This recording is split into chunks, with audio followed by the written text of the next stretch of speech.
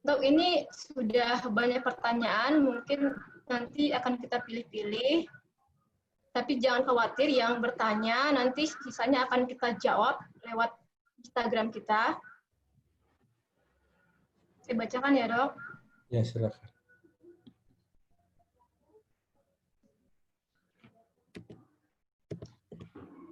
Nama saya Iya Dahlia dari Puskesmas Pasar Baru. Izin bertanya, jika pasien riwayat aritmia saat bangun tidur mengalami nyeri dada dan sesak, apa yang harus dilakukan, Dok? Gimana? Kurang jelas. Pasiennya aritmia, pada waktu bangun tidur, pasiennya mengalami nyeri dada dan sesak. Baiknya pasiennya melakukan apa, Dok? Kalau misalnya kejadiannya masih di rumah, kita berpikir tahu aritmia apa enggak. Wah, hebat juga nih orangnya bisa tahu aritmia apa enggak. Biasanya dibuktikan lewat pemeriksaan EKG ya. Tapi kalau misalnya kita mendapatkan orang berbaring setelah tertidur, dilakukan terjadi sesak napas tiba-tiba dan keringat dingin, itu mungkin tanda ke arah gagal jantung atau serangan jantung. Yang bisa kita lakukan adalah miringkan pasien, terus kita buru-buru bawa pasien ke rumah sakit terdekat untuk didiagnostik lebih baik lagi ya gitu. Karena kalau khususnya kasus-kasus vaskular memang kita tidak bisa melakukan banyak sesuatu orang awam ya. Tapi juga alternatif kita bisa telepon 119 yang di sekitar kita untuk setidaknya diberikan first aid, pertolongan pertama, oksigenasi dan pasang infus sebelum ditransfer ke rumah sakit. Terima kasih. Ya, pertanyaan selanjutnya dari Utari di Jakarta. Dok ingin bertanya, ada artikel pendek tentang bagi yang sakit dada tiba-tiba. Yang penderita perlu lakukan adalah batukan dengan kuat berkali-kali sampai ada pertolongan. Betulkah info ini? Benar nggak, Dok? Gimana? Maksudnya, pada saat seseorang nyeri dada, curiga jantung, tidak ada penolong yang lain. Kalau misalnya ada penolong yang lain, mungkin orang tersebut bisa melakukan pijat jantung ya. Tapi untuk jika sendiri saja, apakah bisa dengan membatukkan kuat berkali-kali sampai ada pertolongan? Apakah itu akan memberikan efek yang sama dengan pijat jantung, Dok? Jelas itu keliru ya, keliru. Kalau memang itu kita curiga serangan jantung, pasien keringat dingin, nyeri dada, bahkan sampai nggak sadar, saya rasa membatukan secara keras itu bukan langkah yang bijaksana, ya. Karena tidak ada hubungannya itu batuk dengan serangan jantung, meskipun gagal jantung itu manifestasi klinisnya pasien bisa batuk karena sudah tertimbunnya banyak cairan di dalam jantung, ya. Gitu. Tapi sebaiknya kita panggil teman-teman yang di ambulan 119 itu gratis loh, Bu, Pak. Itu semuanya itu gratis, kita bisa meminimalisir perburukan pasien gitu ya. Dikoordinasikan saja, itu harus pemberian oksigen. Kalau memang pasien ternyata disinyalir tidak bernapas, bisa dilakukan pijat jantung, resusitasi di tempat. Gitu. Terima kasih. Baik, Dok. Berarti membatukkan berkali-kali Itu tidak keliru sama ya. dengan jantung ya, Dok ya? Ya keliru. Terima kasih, Dok. Selanjutnya dari Tina di Jakarta. Bagaimana menerangkan kepada awam jika terkena minyak atau air panas jangan diberi pasta gigi? Apakah benar kandungan pasta gigi tersebut bisa mengurangi luka bakar, Dok? Itu pendapat yang keliru ya gitu. Tadi di slide saya sudah diterangkan tidak boleh diberikan mentega, kecap, pasta gigi ya gitu. Meskipun pasta gigi itu udah ada efek dinginnya, tapi tidak berhubungan dengan luka bakar, apalagi luka bakar kimia ya. Itu apalagi luka bakar yang luka bakar itu kan ada beberapa derajat. Derajat 2 itu ada 2 tipe. Bedanya sama derajat 3 tuh dilihat dari nyeri. Kalau pasien sudah warnanya keputihan, terus di daerah yang terbakar itu sudah tidak ada nyeri, itu biasanya pasien kita sudah diagnosa derajat kedalamannya sudah derajat 3. Makanya dengan pemberian odol ini itu bisa menyamarkan nyeri dari pasien. Bukan berarti pasien dibiarkan nyeri, enggak. Untuk mengurangi nyerinya itu banyak cara. Kita bisa berikan obat-obatan anti nyeri yang lebih baik ketimbang pemberian odol ya gitu. Kita juga jangan hanya fokus ke luka bakarnya aja, tapi lihat kondisi pasiennya juga, apa pasien terjadi gangguan airway karena luka bakar, misalnya alisnya kepotong atau ada jelaga di mulut, apakah pasien sudah dalam tahap shock atau enggak. Yang pasti luka bakar itu pengobatan cairannya kalau sudah banyak ya, itu grade-nya sudah tinggi, itu pengobatan cairannya harus kurang dari 24 jam. Ya, kalau baru berhari-hari baru dibawa ke rumah sakit itu akan mengacaukan penilaian tenaga kesehatan. Terima kasih. Baik, Dok. Ini dari sejawat, Dok. Tohari Masidi ya, sedang penelitian di Pulau Bangka. Izin bertanya. Tadi sudah dijelasin sama Dokter Isya, mengapa blister pada luka bakar tidak boleh dipecahkan, sudah dijelaskan. Apakah tetap tidak boleh diaspirasi, Dok, jika terdapat blister? Dan selanjutnya tentang luka bakar lagi, Dok. Jika sudah masuk blister atau gelembung, bagaimana melindunginya agar tidak pecah? Apakah perlu dibalut perban atau diberi salep tertentu? Ya, biasanya diberikan salep Burnazin, Bu. Atau buat itu disalep aja pasiennya. Itu atau enggak ada bubuk luka bakar juga ada, itu boleh nih. Yang penting tidak boleh dipecahkan karena itu akan memperberat kondisi pasien. Dia albuminnya akan turun dan mudah terpapar infeksi lebih berat lagi gitu. Karena salah satu komplikasi luka bakar adalah infeksi ya gitu. Jika mata terkena percikan pembersih lantai seperti Wipol, pertolongan air selain dibilas, apalagi, Dok? Selain dibilas itu dikompres pakai air dingin, tapi kompresnya yang bersih, ya, jangan yang kotor gitu, yang bersih. Tapi tetap dialiri pakai air mengalir, ya. Tangan kita juga kondisinya juga harus bersih, ya, gitu. Tapi kompresnya itu yang bersih, tidak boleh yang bekas ini bekas itu nggak boleh. Ya, itu aja. Sebelum nanti diperiksa ke dokter mata apabila terjadi gangguan visual atau enggak. Kalau memang tidak terjadi gangguan visual, bisa ke polimata. Tapi kalau memang terjadi gangguan visual tiba-tiba setelah terpapar, bisa datang ke IGD untuk dievaluasi ulang. Ini dari Utari, dari tadi mungkin sudah dijawab ya. Utari bilang kalau tidak di Indonesia tidak ada gawat darurat. Kalau 911 di Amerika, kalau Indonesia 119 ya, Dok? Iya. Tapi apakah siswa SMA dan mahasiswa tidak perlu dibekali kemampuan dasar untuk gawat darurat, Dok? Gimana pendapat Dokter Isya sebagai... Harusnya iya. Karena dilakukan resusitasi jantung paru, ya CPR, terus mengenali tanda-tanda gawat jantung dan gawat-gawat di bagian lainnya, bagian lainnya itu wajib dikenali oleh teman-teman awam di luar medis, ya. Ini PR dari kita semua. Jadi semua itu harus tahu ya. Harus bisa dan paham minimal bantuan hidup dasar. Jadi sebenarnya harus tahu dari mulai SMP bahkan SD, apalagi SMA dan mahasiswa gitu. Terima kasih. Oke, Dok, ini sudah pernah dibahas di webinar sebelumnya ya tentang kegawatan pasien minum Baygon, ronda racun rumput. Apakah semuanya perlu dilakukan kumbah lambung? Itu pada webinar sebelumnya sudah dibahas ya, Dok, ya, di intoxication ya. Iya. Mau dijawab lagi, Dok? Gimana? Ya, kalau misalnya ada percobaan bunuh diri atau tentamen suicide dengan meminum cairan itu, memang kalau pasien sampai kondisi tidak sadar, keringat dingin, sampai pasien sudah tidak bisa mengenali keadaan sekitar, memang wajib dilakukan kumbah lambung gitu. Tapi yang tidak boleh dilakukan kumbah lambung apabila kita sinyalir kalau memang sudah terjadi korosif atau zat-zat yang ditelan itu bersifat korosif seperti logam, ya. Itu kita tidak perkenankan untuk dilakukan kumbah lambung karena akan memperburuk kondisi pasien karena mukosa di pasiennya sudah terjadi robekan gitu biasanya atau iritasi di mukosa. Terima kasih. Begitu golden period untuk kumbah lambung, Dok, sebelum terjadi korosif berapa lama katanya, Dok? Dari Carla Duha. Biasanya sih tergantung dibawa ke rumah sakit itu berapa lama gitu. Tapi biasanya kalau lebih dari 24 jam riwayat tertelan itu biasanya cairan toksiknya sudah masuk ke dalam esofagus dan ke dalam lambung, itu cukup lebih berat ya gitu, lebih berat. Biasanya takutnya mempengaruhi organ seperti ginjal. Makanya tidak jarang juga pasien-pasien yang intoksikasi juga diperlukan tindakan yang namanya cuci darah, ya, gitu. Seperti intoksikasi metanol dan sebagainya. Dok, masih ada lagi dok tentang ini ya, keracunan atau intoksikasi. Itu ada gigitan ular berbisa, penanganan pertama, dan gigitan anjing curiga rabies.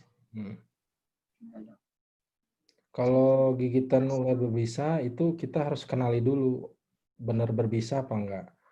Biasanya dari diagnostik spesies kita, kalau memang biasanya mah masyarakat udah dikepruk tuh kepala ularnya tuh sampai mati nggak beraturan. Biasanya kalau memang dia berbisa itu menimbulkan gejala-gejala seperti kebiruan, misalnya tangannya gigit, dia kebiruan dalam kurang dari 24 jam, kebiruannya itu biasanya terjadi lokal sistemik itu menyebar, ya. Terus pasien jadi nggak sadar, ngaco, shock pasiennya, terus keringat dingin, itu ada indikasi pemberian anti bisa ular. Tapi jeleknya anti bisa ular yang saat ini beredar di sekitaran kita hanya untuk buat 3 jenis spesies ular. Padahal spesies ular kita dari Sabang sampai Merauke, terutama di Papua, itu sangat beragam, ratusan dan bahkan saya dengar-dengar ribuan spesies. Itu. Nah, ini yang jadi PR buat masyarakat. Tapi saya dengar dari senior saya yang bergerak di bidang toksikologi sudah ada angin segar, tapi masih mahal ya. Itu pemberian obat-obat monovalen, karena yang beredar di puskesmas atau di dinas kesehatan itu masih polivalen, hanya untuk 3 jenis ular. Jadi monovalen, artinya monovalen itu artinya anti bisa ularnya itu hanya untuk jenis-jenis apakah bisa mempengaruhi darah atau hematotoksin, toksin di dalam darah, apa bisa menyebabkan gangguan di kardiak, ya, atau di jantung, atau menyebabkan gangguan di saraf. Nah, dari berdasarkan kardiotoksin, hematotoksin, atau neurotoksin, sabu itu bisa diberikan tanpa memperlihatkan ini jenis ularnya apa gitu. Karena melalui riset jenis ular untuk diidentifikasi itu sulit buat masyarakat kita. Terima kasih. Masih tentang luka bakar dok. Luka bakar, dia Dr. Dinosius bekerja di UKT terpencil. Tidak tersedia moist atau hidrokoil atau hidrogel. Yang tersedia hanya kaca steril, betadine dan NaCl atau RL. Jika ada pasien luka bakar, apakah perlu diberikan antibiotik topikal atau hanya dibersihkan dengan antiseptik saja? Kalau luka bakar derajat 1 seperti sunburn, seperti kemerahan aja, seperti kita misalnya habis berjemur di pantai, itu obat-obatan salep topikal seperti Mebo, seperti bioplasenton itu bisa, masih ada tempat, ya. Tapi kalau udah derajat 2 sudah mulai timbul blister, ya, bahkan pasien sudah memberikan efek nyeri, itu obat-obatan topikal itu sudah tidak diperlukan lagi gitu. Jadi untuk penanganan lebih komprehensif harus salep yang khusus luka bakar atau bubuk yang khusus luka bakar seperti Burnazin, ya gitu. Kalau untuk derajat 3 itu sebaiknya pasien dibawa ke rumah sakit ya untuk menghindari terjadinya sepsis atau infeksi lebih lanjut. Tapi kalau saran saya, kalau salep antibiotik itu sebenarnya nggak terlalu pengaruh sih, gitu. Pengaruhnya lebih bagus antibiotik intravena sih, kalau memang sudah derajat 2 ke atas. Ya, terima kasih. Oke, semoga puas ya dok, Dr. Dionysius ya dengan jawabannya. Untuk hari ini, saya sering mengalami epistaxis dok. Bagaimana dengan penggunaan daun sirih untuk perdarahan? Apakah sudah benar? Kalau penggunaan daun sirih itu sebenarnya kurang bermanfaat, tapi boleh untuk menunda sebaiknya sih saran saya kalau memang epistaksisnya itu berulang, saran saya sih harus dibawa ke dokter THT untuk dilihat apakah ini epistaksis yang terjadi anterior apa posterior, ya. Kalau anterior itu juga bisa ditangani di THT, tapi harus diperiksa lebih dalam. Tapi kalau posterior sering dan dalam jumlah banyak itu sebaiknya dilakukan di tampon di rumah sakit. Kalau pasien punya komorbid seperti hipertensi, ya hipertensinya dikontrol ya. Gitu. Sudah terjawab ya, Nurse Sinta Arini. Sebaiknya kalau misalnya sering ke dokter THT ya dok ya? Iya, kalau sering terjadi berulang ya. Dok, pada kasus gigitan ular, snake bite, benarkah posisi kaki yang ditinggikan dapat menghambat penyebaran racun pada korban? Sebaiknya gimana, Dok? Tidak benar ya. Tidak benar ya. Itu kalau misalnya pasien shock, ya kaki ditinggikan itu ada fungsinya. Tapi kalau bekas gigitan ular di kaki, kaki ditinggalkan itu tidak begitu ada manfaatnya. Tadi sudah digambarkan kalau kegigit ular tuh lebih baik kita balut tekan dan kita lakukan imobilisasi supaya tidak banyak bergerak kaki atau tangan yang digigit ya, supaya racun venom kalau yang diduga berbisa itu tidak menyebar langsung ke semua pembuluh darah. Akibatnya manifestasi klinisnya biasanya kebiruan ya, itu nekrosis kalau istilah medisnya. Jadi tidak ada manfaatnya jawabannya. Boleh diinsisi tidak, Dok, dari Tohari Masidi? Amin, gigitan Ya, ularnya. sudah dijawab tadi di chat ya, saya tuh Bapak Tohari. Kalau insisi itu sudah tidak diperkenankan karena tidak terbukti itu ada gunanya, bahkan disinyalir menyebar infeksi. Ya, sebaiknya dimobilisasi aja, balut tekan, dikirim ke rumah sakit untuk dievaluasi, dilakukan rapid progression test, atau mungkin di rumah sakit kita lakukan 2 WCT ya. Jadi kita masukkan 2 cc darah, kita ulangi lagi apakah terjadi koagulasi apa tidak untuk menentukan ini jenis ular yang menyebabkan gangguan hematotoksin atau bukan. Oke, Dok, ini ada banyak pertanyaan dari Syaja, mungkin sebagian sudah dijelaskan. Yang pertama tentang pneumotoraks, dengan infusi pleura. Mungkin akan dibicarakan di topik yang berbeda ya, Dok ya. Ya, ya. Shana shock juga akan dibicarakan di topik yang berbeda yang mungkin hanya untuk kesehatan ya, Dok. Iya. Penata laksanaannya, terus cardiac arrest dengan etiologi dan ROSC yang sama, apakah di CPR, Dok? Apakah semua cardiac arrest dengan etiologi apapun memiliki kesempatan ROSC yang sama jika di CPR? Ya, sebenarnya dulu waktu saya sekolah itu ada perbandingan cardiac arrest yang terjadi di luar rumah sakit dengan cardiac arrest yang terjadi di dalam rumah sakit. Sebenarnya prognosa terjadinya ROSC, Return of Spontaneous Circulation, itu jauh lebih tinggi apabila kita witnesses gitu. Jadi kita ngelihat sendiri saat terjadi cardiac arrest. Langsung kita lakukan CPR, biasanya itu frekuensi ROSC-nya jauh lebih tinggi ketimbang pasien yang terjadi cardiac arrest di luar hospital atau di luar out of hospital gitu. Biasanya kan tadi saya sudah sebutkan kalau pasokan darah di kepala itu atau di jantung lebih dari 10 menit itu nggak ada gunanya kita lakukan. Berarti sudah ada terjadi tanda-tanda kematian biasanya. Makanya pentingnya pengetahuan BHD buat teman-teman yang non nakes ya. Oke. Ya, Dok, gigitan ular apakah bisa dibebat di proksimal, Dok? Ya, boleh. Kalau dibebat saya setuju, tapi jangan terlalu kencang ya. Supaya tidak menyebar itunya. Terus jangan lupa dilakukan balut tekan, tapi tidak boleh terlalu kencang juga. Sweet and gentle ya. Itu jawabannya boleh ya. Yang penting tidak dilakukan cross insisi, tidak dilakukan congkel atau dihisap-hisap melalui mulut, itu tidak ada manfaatnya. Gitu. Terima kasih. Dok, tentang mitos ya, Dok, di awam, saya Evan dari Medan. Izin bertanya, Dok, banyak masyarakat awam yang mengira ketika kita hipertensi, maka ujung jari ditusuk jarum supaya tekanan darahnya turun. Benar nggak, Dok? Ya, itu hostnya aja sampai senyum tuh. Ya, itu mitos ya, mitos. Jadi nggak ada hubungannya ngeluarin darah dari ujung jari dengan hipertensi. Ya, maksudnya mungkin mitosnya supaya darah keluar, tensinya turun gitu ya. Itu tidak ya. Hipertensi itu masalah kronis, bahaya dan penuh dengan komplikasi. Jadi kalau memang ada tensi tinggi, sebaiknya bawa ke tempat ke rumah sakit atau ke klinik setempat atau ke praktek swasta boleh kalau pasien masih sadar. Kalau pasien tidak sadarkan diri, sebaiknya dibawa langsung ke IGD yang memang pelayanannya 24 jam. Jadi jawabannya itu mitos ya, bukan fakta. Kasih ya. Ya. Kasih tahu teman-temannya. Dari Felicia Tangerang, Dok. Ya. Apabila ada kecelakaan, mungkin kecelakaan di jalan, maksudnya, Dok, hal mana yang harus dilakukan pertama kali? Memindahkan korban ke tempat yang lebih awam atau menghentikan perdarahan terlebih dahulu? Terima Ya, kasih.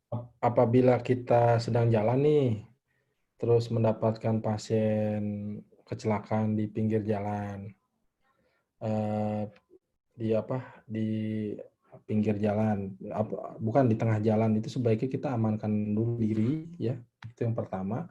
Terus amankan lingkungan, ya, lihat lingkungannya kita bisa menolong apa tidak. Kalau memang tidak aman, kita bisa bantuan pihak yang berwajib, ya, baru kita amankan pasien.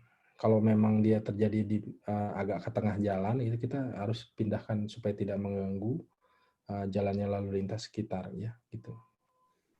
Jadi harus dipindahkan memang dengan segala daya upaya, tapi harus hati-hati. Baik, Dok. Itu Ini jawabannya. tinggal punya waktu 1 menit lagi, 4.15. Pertanyaan ada sekitar 30 lagi. Ini saya buat satu pertanyaan lagi ya, Dok, ya. Iya. Yang paling sering. Dok, bagaimana penanganan pertama tertusuk paku berkarat di kaki? Ya, yang pasti pada saat kita mengetahui kalau paku ini berkarat adalah kita cuci dulu dengan air mengalir. Ya, cuci dulu. Tidak diperkenankan dilakukan cross incisi. Sekali lagi, saya ucapkan tidak pernah cross incisi. Terus karena kita yakin ini suatu benda yang berkarat atau rasti, kita minta call for help ke rumah sakit atau puskesmas terdekat untuk dijadwalkan pemberian tetagram atau ATS, ya, karena ini supaya tidak terjadi yang namanya apa istilahnya tuh tidak terjadi masuk infeksi ke dalam darah, ya, gitu. Tapi misalnya nanti ada yang nanya, Dok, profilaksis antibiotik diperkenankan atau tidak pada penanganan tertusuk paku berkarat? Saya bisa bilang ini diperkenankan, ya, karena bisa membantu kerja ATS juga, tapi juga yang terpenting adalah pemberian ATS. Nanti dosisnya itu nanti biasanya dokter tahu tuh. Ada sekian 6.000 sampai 10.000 unit. Yang penting luka kotornya dibersihkan, ya, tapi bukan di cross incisi. Ya, oke. Baiklah, ini berhubung pertanyaannya masih ada 30 pertanyaan. Dan sebagian besar intoksikasi ya, Dok. Tentang gigitan ular, duri tertusuk ikan pari, duri ikan tertelan, RCP, dan lain-lain. Semua pertanyaan para peserta akan kita tampung dan akan kita jawab via DM ataupun langsung kita jawab nanti di Instagram kita @indonesiandoctors. Atau jika ya ada yang masih malu mau bertanya atau yang masih ingin bertanya, silahkan nanti DM di Indonesian Doctors, ya, kirim message DM di Indonesian Doctor. Nanti kita akan berkolaborasi dengan narasumber Dr. Isya. Baiklah, terima kasih untuk diskusinya, Dok. Sebenarnya kita dari awal on time, ya, jam 3 mulai, tapi berhubung begitu banyak, kita sangat menghargai antusias warga ataupun semua peserta, baik awam maupun tenaga kesehatan, topik ini, ya, karena memang sangat bermanfaat. Seperti Dr. Isya bilang tadi, bisa kadang hanya punya waktu 10 menit untuk menyelamatkan nyawa. Jadi sebaiknya sejak SMP sudah mengetahui apa yang harus kita lakukan, ya, Dok, ya. Itu sudah ada pelatihan, ya, Dok. Harus ada edukasi. Mungkin nanti jika ada yang ingin kerjasama dengan bagian kegawat daruratan bisa hubungi langsung Dr. Isya untuk pelatihan. Bersedia, ya, Dok, ya. Karena tadi ada beberapa yang menginginkan gimana, Dok, perlu nggak pelatihan untuk awam sebenarnya gitu. Tibalah kita di ini setelah selesai sesi diskusi bagian penutupan. Kita sangat berterima kasih untuk para peserta yang masih setia. Tadi ada sekitar 185 peserta yang masih setia, ya, Dok, ya. Sebelum kita tutup acara, ya, kita perkenalkan kembali tentang siapa tahu untuk Indonesian Doctor, ya. Ini Instagram kita.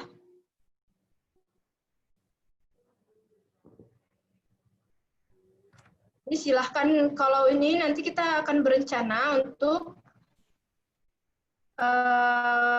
mengadakan webinar yang rutin per dua minggu atau webinar rutin. Silahkan semua peserta di-share ke teman-temannya untuk dapat follow Instagram kita untuk mengetahui info-info lebih lanjut ya Dok ya. Lebih lanjut jika misalnya ada nanti webinar-webinar selanjutnya.